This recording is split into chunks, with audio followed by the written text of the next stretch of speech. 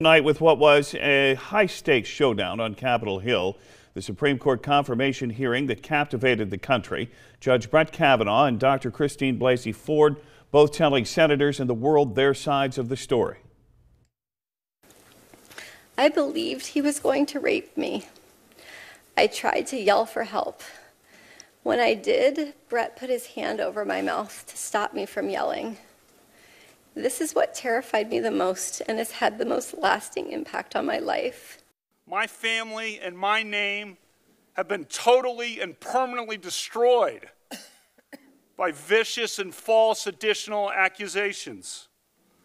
The 10-day delay has been harmful to me and my family, to the Supreme Court, and to the country. Kavanaugh says he will not withdraw his nomination to the Supreme Court. The Senate Judiciary Committee is expected to vote 6:30 our time tomorrow morning. A full Senate vote potentially next week, possibly Tuesday. No doubt a nation glued to today's testimony. Among those watching, the former Secretary of Defense and former Congressman Leon Panetta.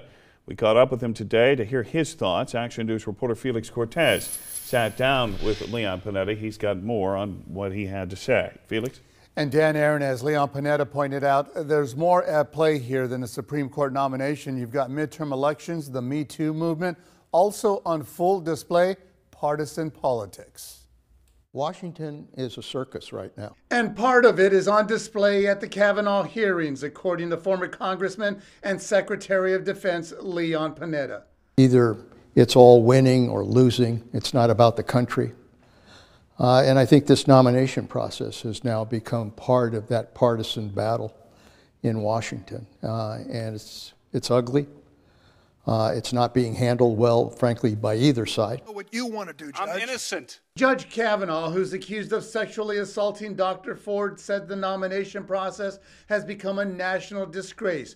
But let's not forget what Thursday's testimony by Kavanaugh and Ford is about. It's to get to the truth of what happened more than 30 years ago. And Panetta says it should have been handled differently.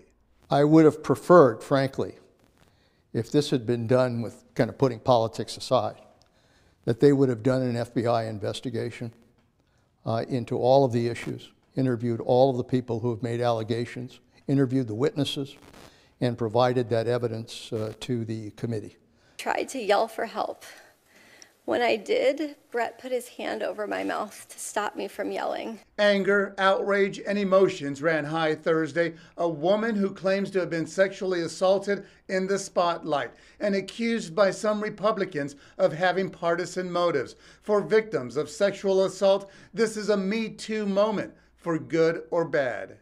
But I don't think right now, today, this would embolden people to come forward. I think this would be a deterrent more than anything, and that's such a shame because there is definitely help out there. And that should be one of the key takeaways from this hearing. If you're a victim of sexual assault, you don't have to live in the shadows. There is help available. Organizations that can help you through the process. You just need to call your local rape crisis center.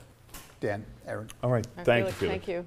Coming up at 6:30, we will have much more on the emotional testimony from Kavanaugh and Christine Blasey Ford.